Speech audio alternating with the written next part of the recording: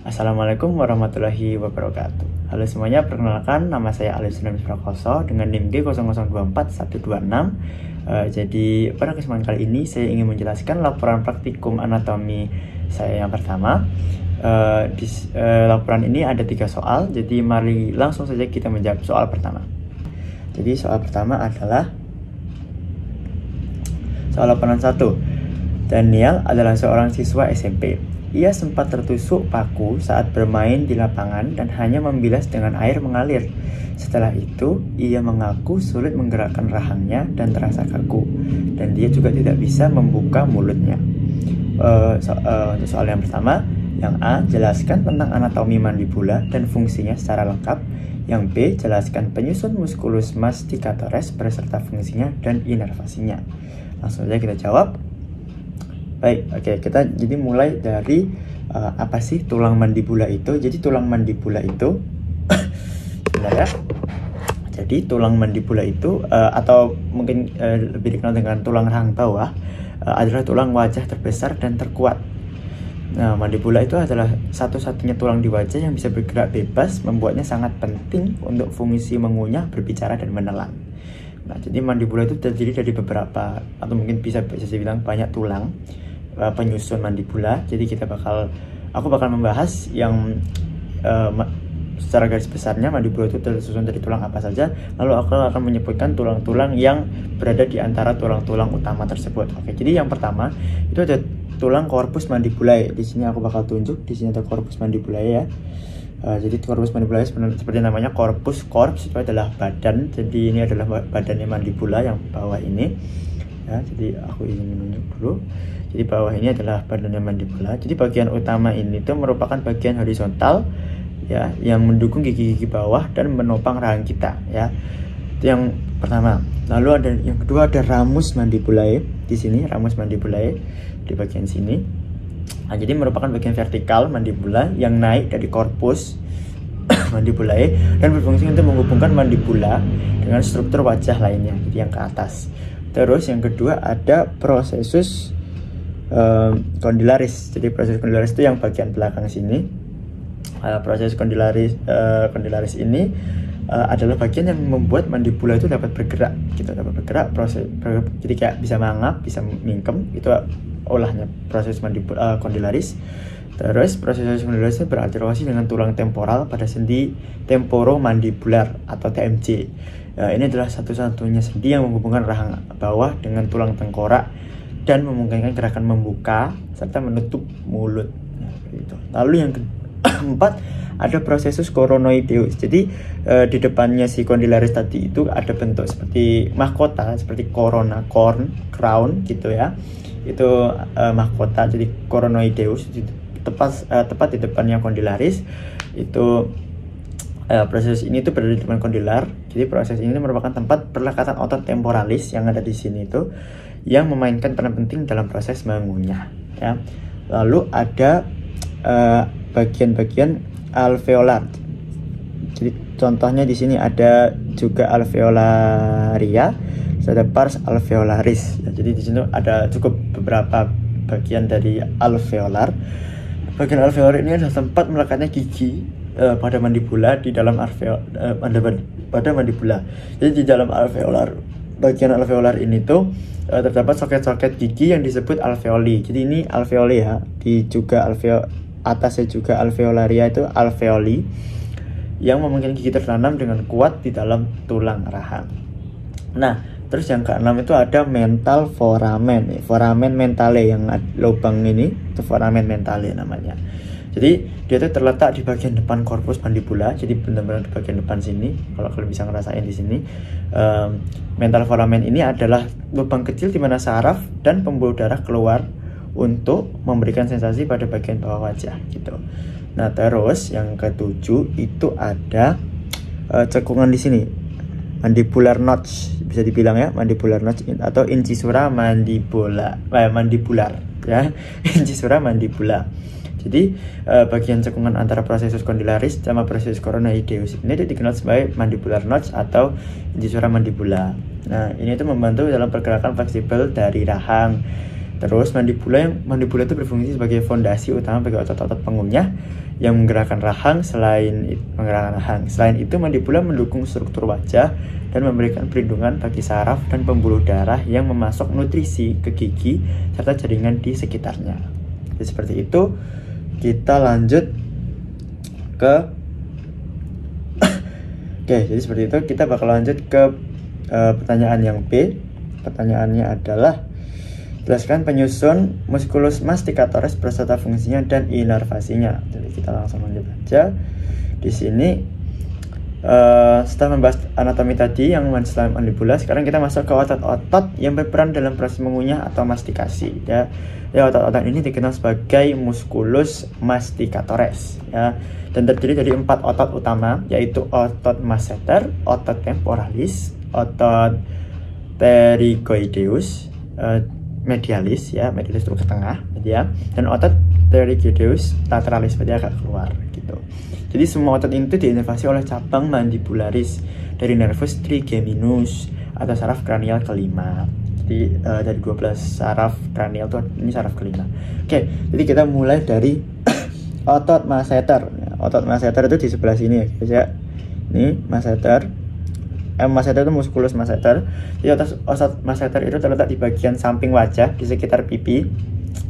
Ya, jadi masseter itu adalah otot yang paling kuat di kelompok otot mastikasi dan terdiri dari 2 lapisan. Ada superficial dan deep. Superficial itu berarti paling luar, deep itu yang dalam.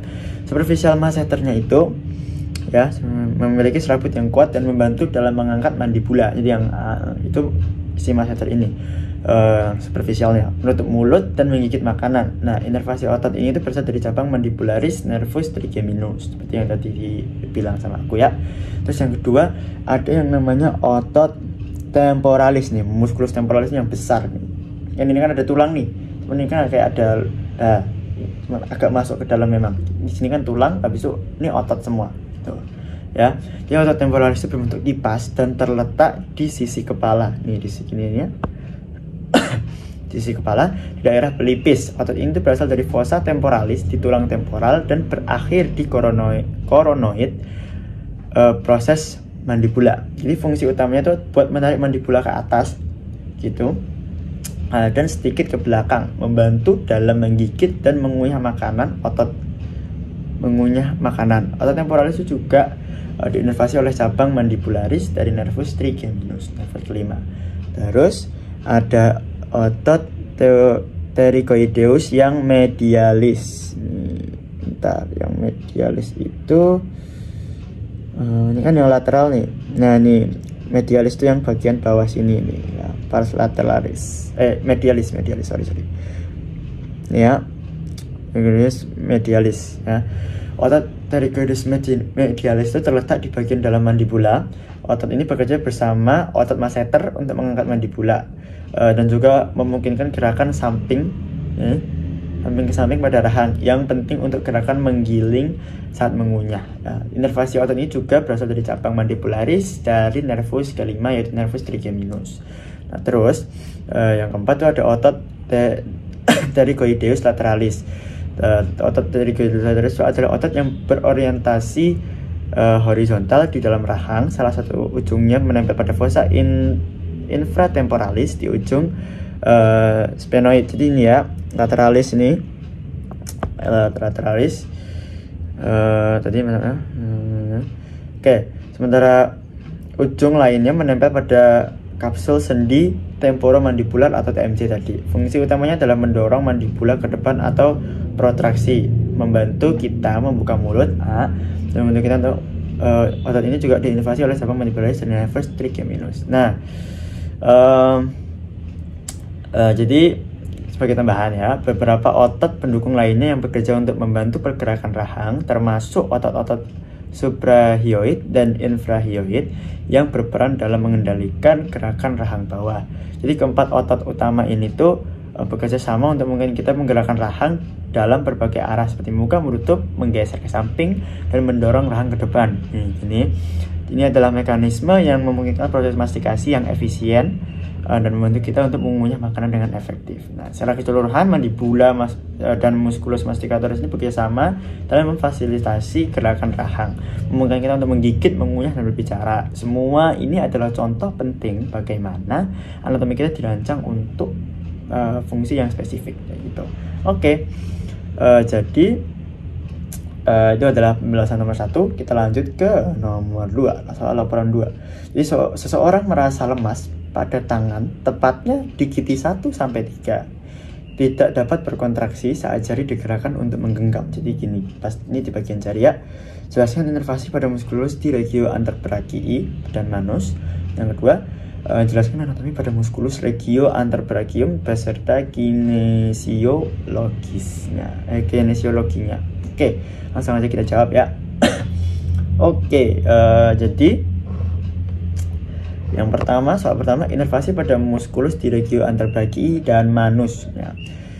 Jadi ini di anterbrachii itu inervasi utama berasal dari 3 saraf besar nih. Yang pertama ada saraf medianus ya. Terus ada saraf radialis sama saraf ulnaris. Radial itu ke jari jempol, ulnar itu dari kelingking gitu ya. Masing-masing saraf ini itu memiliki peran penting dalam mengontrol pergerakan dan sensasi pada otot-otot kulit di lengan bawah dan tangan.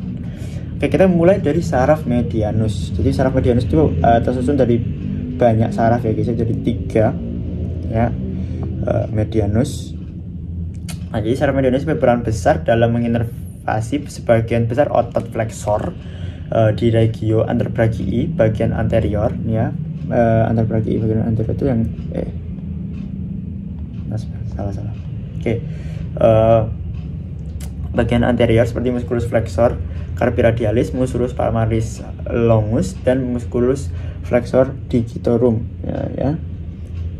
Nah, jadi bagian sini lah ya. Digitorum di mana? Digitorum superficialis, jadi yang agak luar ya, agak ini kucung. Saraf ini juga menginervasi beberapa otot di tangan, khususnya di area tenar, ibu jari, seperti musculus opponens pollicis, musculus abductor, pollicis brevis, terus ada musculus flexor, pollicis brevis juga, musculus flexor, pollicis brevis. Dan hal ini tuh memungkinkan pergerakan menggenggam dan pergerakan ibu jari yang kompleks. Jadi bisa muter, fleksi, ekstensi, terus ada adduksi sama abduksi gitu. Segala macam, ada posisi juga. Dan pergerakan setelah beberapa gerakan fleksi pada jari-jari gitu. Oke, jadi kita langsung lanjut ke saraf yang kedua, itu saraf radialis, nervus radialis. Jadi saraf radialis itu menginervasi otot-otot ekstensor di bagian posterior lengan bawah, termasuk ya radialis ya. Oke, radialis lengan bawah, masuk musculus extensor carpi radialis longus dan brevis, serta musculus extensor digitorum di bagian jari-jari yang membantu meluruskan jari-jari dan pergelangan tangan. Selain itu, saraf radialis itu memungkinkan ekstensi pergelangan tangan ya dan jari yang penting untuk keseimbangan saat menggenggam gitu ya. Lalu yang ini ketika ada saraf ulnaris. Ulnaris itu berarti sama kayak bagian dari kelingking sini ya. Saraf ulnaris menginervasi otot-otot flexor pada sisi medial anterbrachii. Jadi kalau misalnya posisi anatomis kan gini, jadi dia bakal masuk ke medial gitu ya. Seperti musculus flexor carpi unalis dan sebagian dari musculus flexor digitorum profundus di tangan.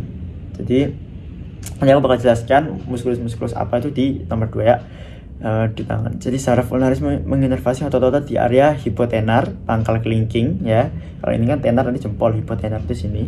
Serta otot-otot intrinsik lainnya yang membantu pergerakan jari-jari dalam menggenggam dengan kuat, khususnya pada jari kelingking dan cincin gitu. Terus ketika saraf ini bekerja bersama untuk memberikan inervasi yang lengkap pada otot-otot anterbrachii dan manus.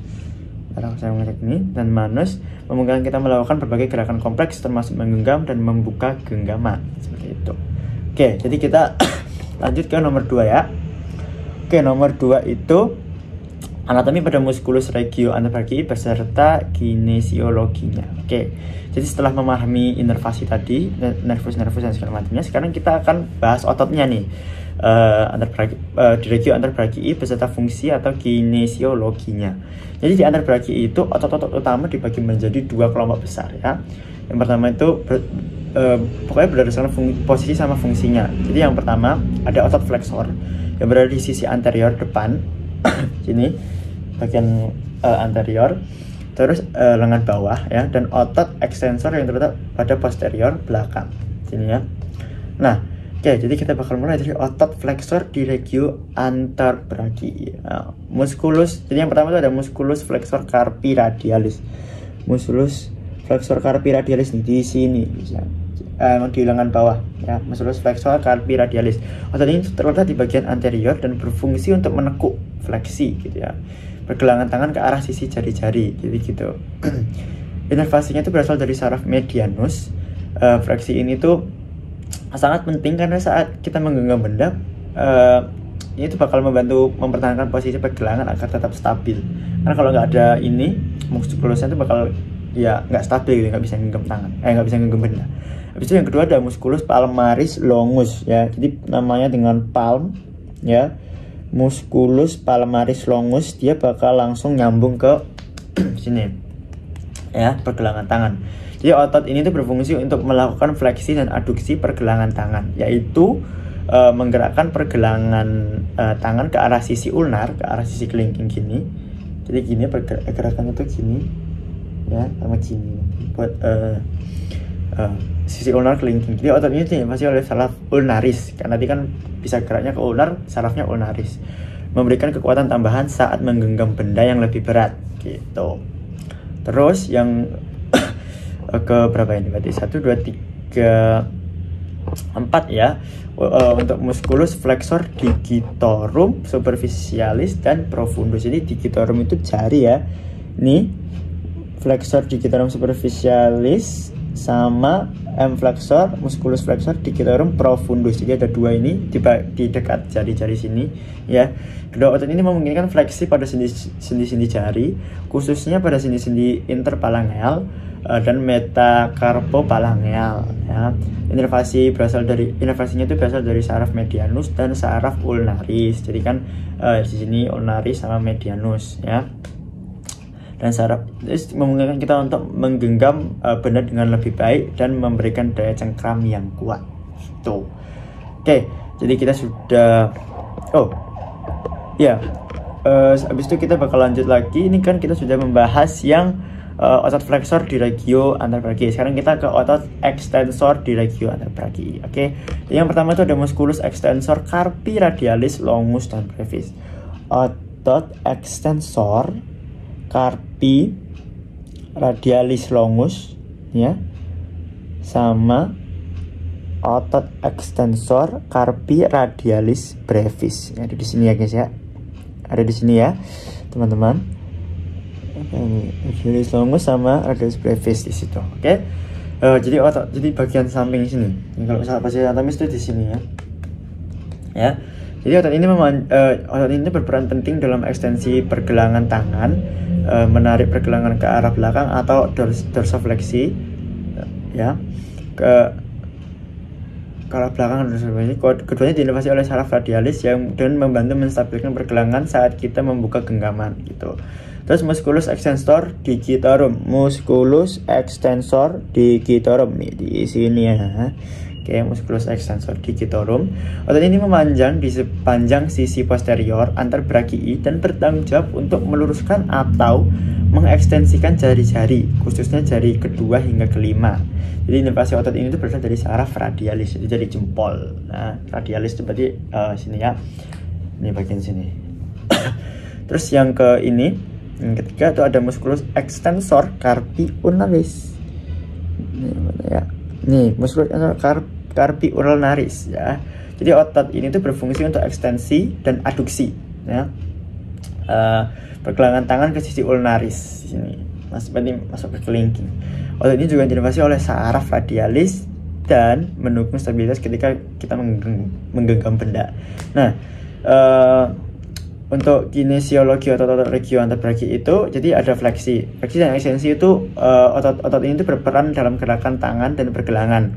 Fleksi anterbrachii memungkinkan kita menggenggam dan memegang objek dengan kuat, sementara ekstensinya itu membantu membuka genggaman dan menyiapkan tangan untuk gerakan lainnya. Gitu. Habis itu untuk menggambarkan fungsi ini, untuk menggambarkan fungsi dan peran masing-masing otot ini, kita tuh bisa membayangkan gerakan menggenggam dan membuka genggaman. Saat menggenggam, otot-otot fleksor bekerja maksimal untuk menarik jari-jari dan pergelangan ke posisi yang optimal, sementara otot-otot ekstensor memberi dukungan stabilitas agar genggaman tetap kuat gitu ya. Pada saat kita membuka genggaman, otot-otot ekstensor diaktifkan untuk meluruskan pergelangan dan jari-jari kayak gitu. Jadi bisa disimpulkan bahwa semua otot di legio antebrachii itu baik flexor maupun ekstensor bekerja sama secara harmonis untuk memastikan kita bisa melakukan berbagai gerakan tangan yang rumit dengan lancar ya. Tanpa koordinasi antara intervasi dan kekuatan otot-otot ini, gerakan sederhana seperti menggenggam akan menjadi sangat sulit untuk dilakukan gitu.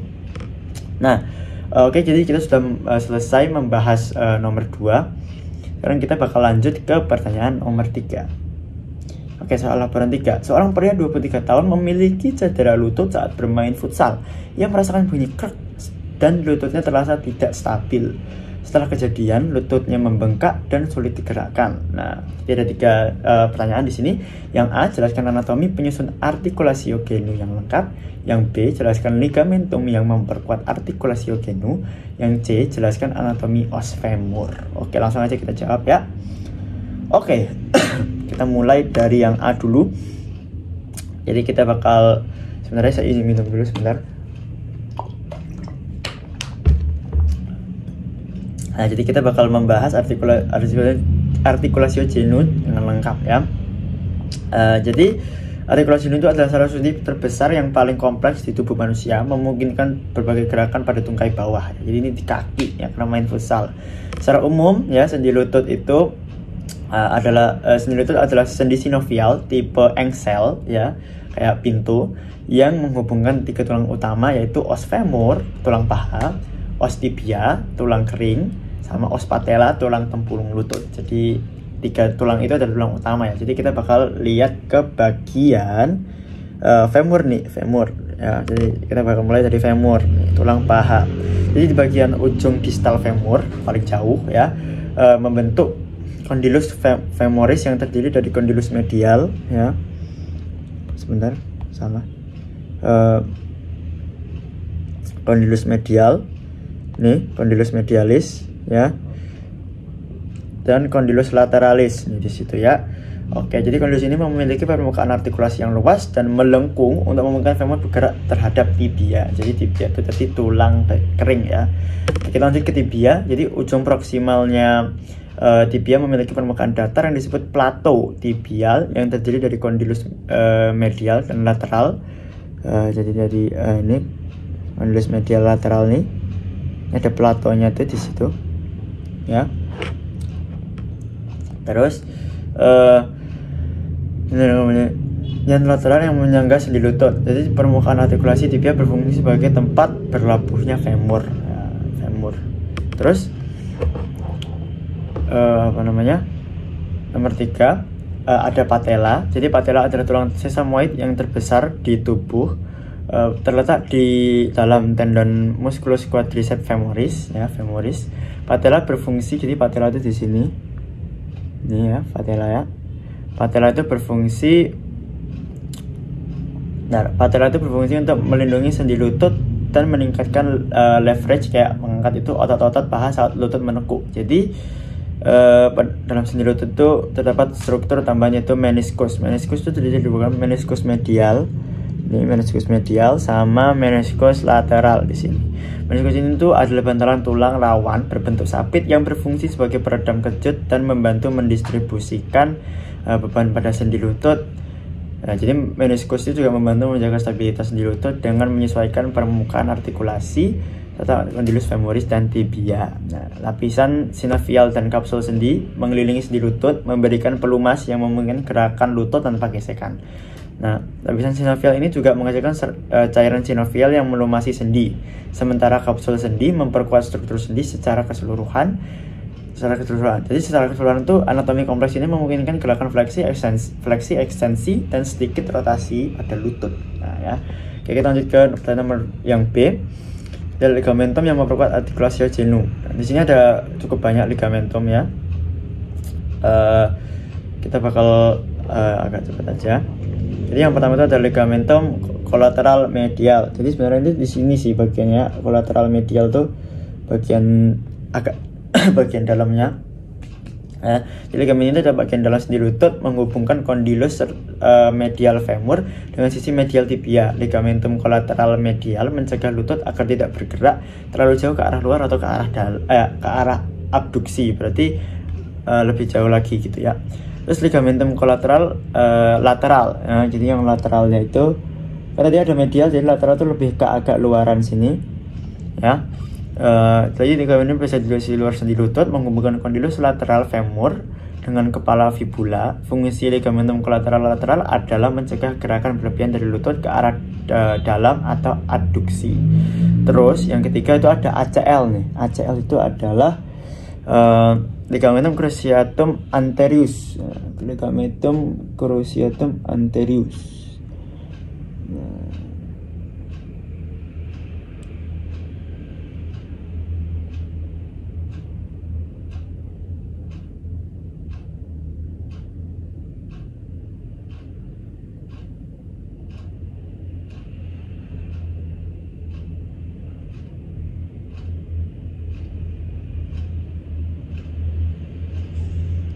Nah, terus yang ketiga ada ligamentum cruciatum anterius. Jadi ligamentum cruciatum anterior atau ACL itu terletak di bagian tengah lutut dan membentang dari bagian anterior tibia ke bagian posterior lateral femur. Jadi ACL itu berfungsi untuk mencegah pergeseran tibia ke depan terhadap femur dan membatasi gerakan rotasi internal pada lutut. Cedera ACL itu sering terjadi pada atlet yang melakukan gerakan memutar atau berhenti mendadak gitu ya.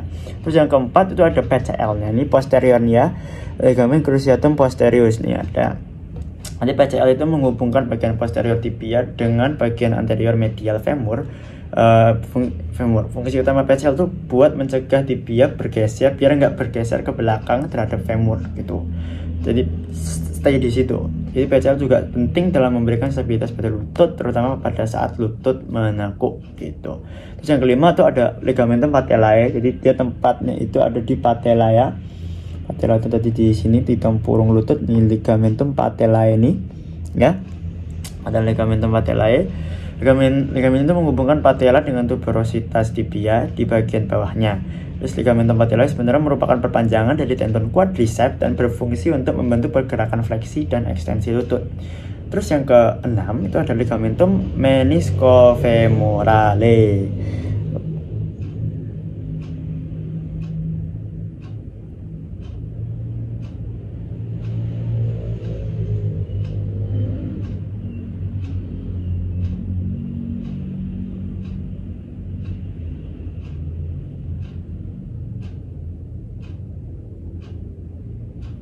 Jadi di sini tuh ada yang menisco laterale nih ya, menisco femorale ini itu sebenarnya ligamen kecil yang menghubungkan meniscus lateral dengan bagian posterior femur. Jadi ligamentum menisco femorale itu membantu menjaga posisi meniscus dan memberikan stabilitas tambahan pada sendi lutut.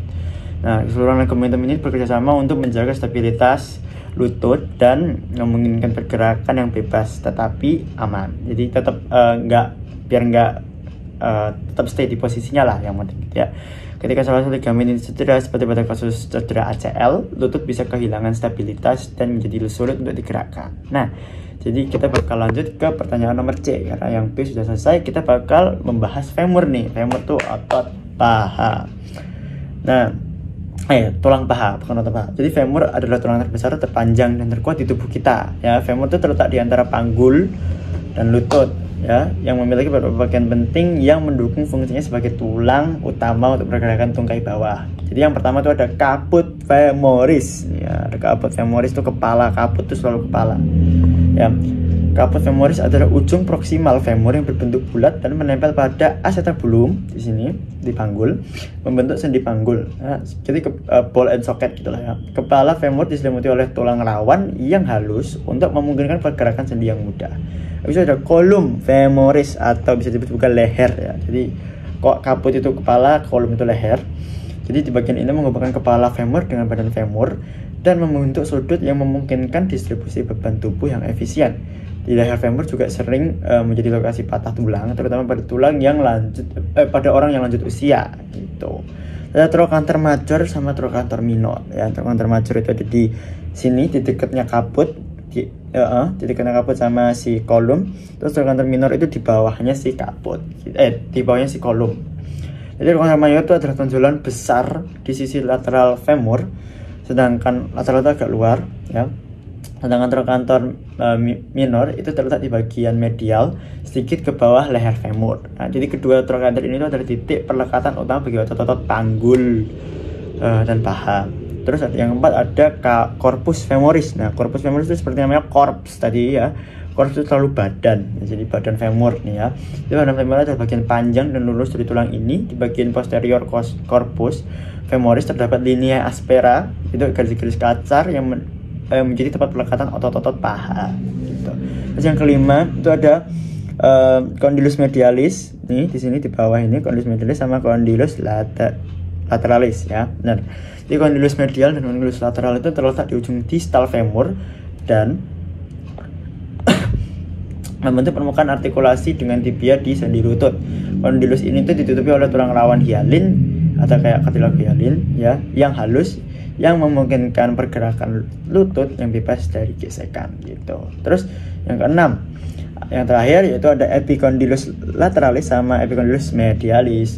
Di kedua epicondylus ini ada tonjolan yang terletak di atas condylus medial dan lateral yang menjadi titik perlekatan bagi beberapa ligamentum lutut, termasuk ligamentum kolateral, medial dan lateral gitu. Jadi struktur ini tuh bakal bekerja sama untuk memungkinkan femur menjalankan fungsinya sebagai tulang penopang utama pada tungkai bawah gitu. Femur juga tidak hanya kuat dan stabil, tetapi juga memungkinkan gerakan yang fleksibel dan ekspansif saat berjalan, berlari atau melakukan aktivitas lainnya. Jadi sekian laporan praktikum anatomiku yang pertama. Maaf bila ada kesalahan. Namaku Alisan Prakoso dengan NIM 0024 126 berasal dari kelompok B4. Mengucapkan terima kasih. Mohon maaf. Wassalamualaikum warahmatullahi wabarakatuh.